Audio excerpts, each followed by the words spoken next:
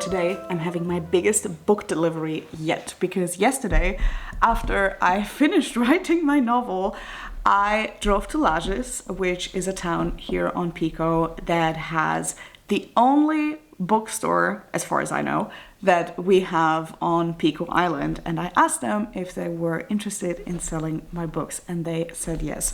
So I'm making a delivery. They are gonna get the German and English edition of the Azores Travel Journal right here. They're going to get some editions of The Anatomy of Waves, yes, with its old cover. I know some of you prefer the old cover over the new one. Sorry about that, but I still have some old covers here. So by the way, also, if you want the old cover, just send me an email. I still have some copies. So they're gonna get some of those, and they're also going to get my novella, Welcome Home, Dear Soul. And each of these is also going to have a bookmark that I made inside, with Pico Mountain on one side and my books on the other. And they also are gonna have the bookmarks for free as well in the store. So like in general, even if you buy nothing, you can still get the bookmark. And I'm gonna deliver them now. I'm so excited. This is going to be the very first time that my books are going to be in a bookstore, which is such a humongous milestone for me, because that has always been my dream, to see my books in a bookstore. And of course, in my mind, I always saw, you know, the big bookstore chains doing that. And I never thought that as an independently published author, I would see my books in a bookstore. But turns out sometimes you just gotta ask. And I need to shout out my partner here, because I was too afraid to do it. I was super scared. I was like, oh, they're gonna say no anyway. Da, da, da, da. Even though it is a small local business, but still, I was so scared to ask. And so he just went there and he just asked, like, can she come and talk to you guys? And then I had to go, because he made the promise that I would pass by and introduce my book. So he kind of forced me to do it, and I'm very, very grateful for it, because otherwise I would have never found the courage to actually do it. So I'm going to deliver these babies now.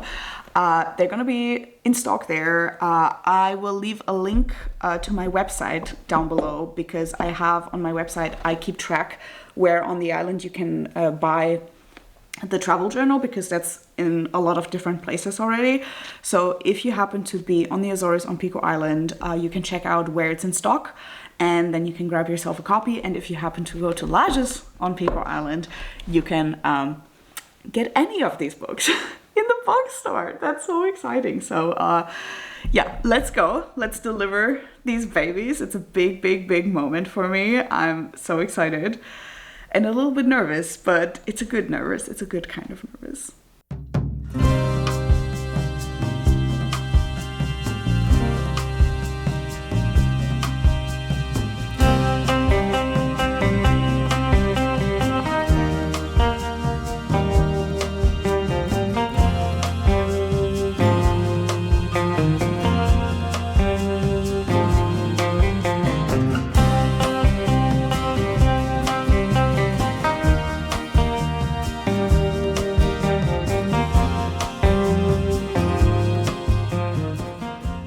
First of all, the warming of the water, but also the higher degree of acidity in the water, are consequences of greenhouse gas emissions, and they qualify as pollution.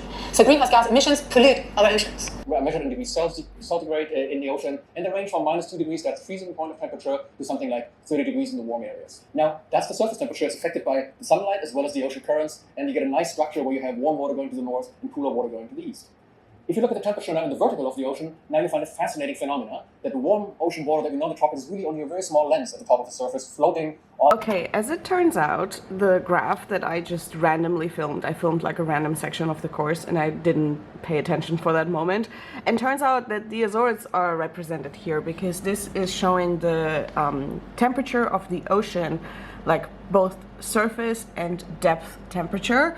And you can see here what line this represents, and the Azores are right here, which is this. This is like the underwater mountains, like around the Azores, Madeira, and the Canary Islands. So that is that, more or less. I don't think the cut is going right through our islands, but you know, we're more or less this. And you can see here, like, that it can't get much colder than here. However, there's actually a super interesting fact that I just had to think about. So this course focuses on oceans in general and sustainability around the oceans. So it's not Azores specific, but looking at the graph, I just remembered like this very interesting thing about like sustainability and Azores and ocean temperatures. And that is that our regular surface temperature of the ocean around the Azores is, I think, between 20 and 25 degrees Celsius. And in the last few years, we had a massive uptick in those temperatures, meaning we are now at over 30 degrees for much longer periods of time each year, starting earlier and earlier. It stays hotter longer, and it's just way too hot. Like, it's like over 5 degrees more from like basically one year to the next, and it hasn't really cooled down. And there's actually a reason for that. And that reason is not only climate change, but it is kind of climate change. So the thing is that around the Azores, like, this is where a lot of the Atlantic traffic comes through in terms of like container ships and all that kind of stuff. And then the pandemic happened in 2020, and right after the pandemic, there was a new law introduced that would reduce the CO2 that all those container ships emit into the air, which is great. We love that. That's amazing. That's a very important step. But it had an unexpected side effect. And that side effect was that all that CO2 that the container ships had emitted pre-pandemic created a layer of clouds across the Atlantic. Like, you can actually see it now on, like, when you look back on satellite pictures, that there's always like this line of clouds from Europe to America, because that's the route that all those container ships and all the other boats were taking. And it was like across the Azores basically. And as it turns out, those clouds were happening because of all the CO2 emitted by those container ships that were crossing the ocean. But now, with the pandemic and the new laws, they don't do that anymore, or at least not to the degree that they did before. So suddenly, the cloud cover is no longer there, meaning that the temperature of the ocean had this uptick in temperature because the clouds were cooling it down, because you didn't have the direct sunlight as much. So it's not like the change wasn't there before. As I said, it's still global warming. It's still the thing that's happening, and it has happened before. But we just didn't feel the effects of it, or weren't able to see the effects in any statistics as drastically as they actually were, because our unsustainable habits created a layer of clouds that protected us from the worst. And to me, it's so crazy to think about. I hope I explained it halfway okay, that you guys understood. But to me, it's so crazy how we have now this very drastic uptick in surface ocean temperature or water temperature that would have been present all along if we weren't emitting more and more CO2 and making it worse and worse and worse. And by that, we kind of were lowering down the effects while making it worse long term.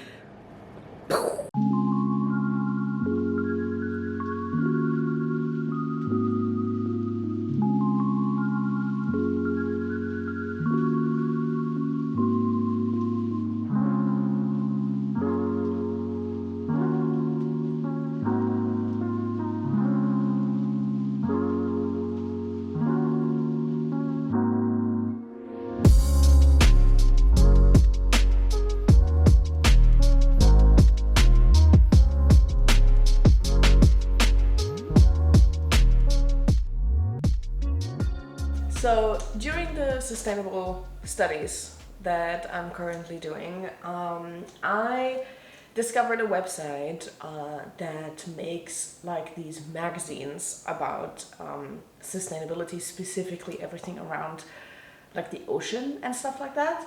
And they deliver these magazines completely for free. They're available in German and in English.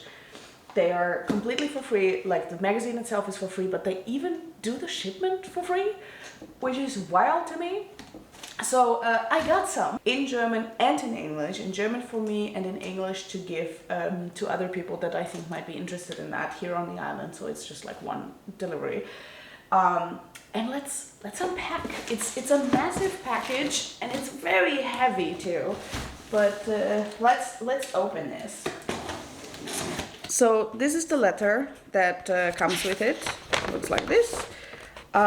This is the non-profit publishing NGO thing that publishes these things, and they are called World Ocean Reviews, WORS.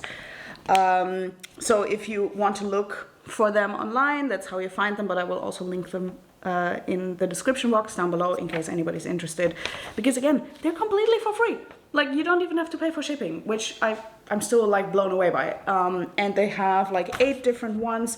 I haven't ordered all of them, and they're published by Mare Verlag, which is actually a German publisher that I used to love back when I was still like a German book blogger many years ago. So I was delighted to see that this is kind of like a sub-print situation from Mare Verlag. And the ones that I got are just the general overview. This was the very first one. This is literally just a World Ocean Review, like a status quo of the oceans. It's slightly outdated because it's a few years old, but there's still like tons and tons of interesting information in here. So that is that. Then I have the second one, The Future of Fish, the Fisheries of the Future. Looks like this. I'm not like super interested into fishing because I never had the desire to go fishing, and I don't eat anything out of the ocean either. However, when it comes to politics, they focus heavily on fishing because it's like also like such a huge economic factor, and because fishing influences the wildlife in the ocean, like of course like heavily. So there's like a huge focus on fishing. So I think this also has some very interesting information in here. Then we have my favorite cover of the magazines, which is this one, Sustainable Use of Our Oceans, Making Ideas Work. I think this one might be my personal favorite when it comes to topic. Then we have a chunker. This one is really thick, and it is about the poles, the Arctic and the Antarctic, and all of them come with like, oh, there's like this old map that I've seen before, but they are like full of like, I'm trying to find like a good graph, because they're like full of graphics and stuff like that. This is like a great resource, especially like for teachers and stuff like that, I believe. There's like tons and tons of like graphics and pictures and articles and facts, and this is a fantastic resource. It really is, and it's completely for free.